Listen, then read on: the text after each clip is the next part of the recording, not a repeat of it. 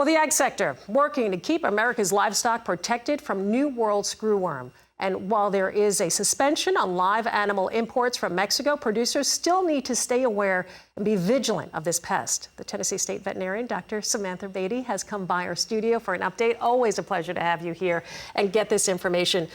You and I were talking in the green room a little while ago. So this has been eradicated in the United States for decades. South America, though, kind of been dealing with it a little bit as we see kind of moving. I think Rawlings, Ag Secretary Rawlings said it was just a couple of 100 miles away from our border.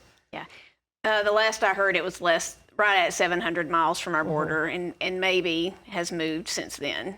So, talk a little bit about this pest. It's disgusting. We know that. I mean, this is a fly. The larva, does it go into a wound or does it create a wound? Explain this. Yeah. So, people who are familiar with larvae or maggots, essentially, is what they are. They normally feed on dead tissue, and this is a unique species because a wound can open up in an animal, and this particular larvae will feed on the live tissue. This is, so this is obviously a big concern. When we look right now, of course, the border is stopped, all live imports from coming across our border into the United States. A fly doesn't adhere to those rules. What are we looking at? Yeah, I think from Tennessee's perspective, I think that's something that we certainly think about, but then also wildlife potentially could transmit the fly or the larvae. And so looking at control, as has been kind of described by USDA, but also states are, taking that into consideration, is to implement surveillance, right? Start looking for those types of parasites in the summer. Treatment to try to keep it from spreading, and then hopefully sterile insect technique, which is what they use to kind of keep it at bay, enhancing production of that insect to try to help combat it. If an animal is infected, is it curable? Is this something that we can work with? It is treatable, but in advanced cases, it can be terminal. Yeah, certainly very devastating to newborns, affects castration, dehorning, anything like that that you'd be doing as part of routine management.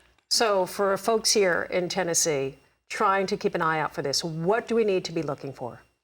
Well, you can't distinguish it from regular old kind of routine larvae that you would see on a wound that has been around a while. But anything that looks unusual, there's some good reference material on USDA's website. The screwworms actually will, again, dive into healthy tissue. And so if you see anything that looks unusual, a heavy infestation that doesn't seem to be clearing up, something like that, notify your veterinarian. You can also call the state vet's office, and we can work to try to get, diagnostic samples and get those tested.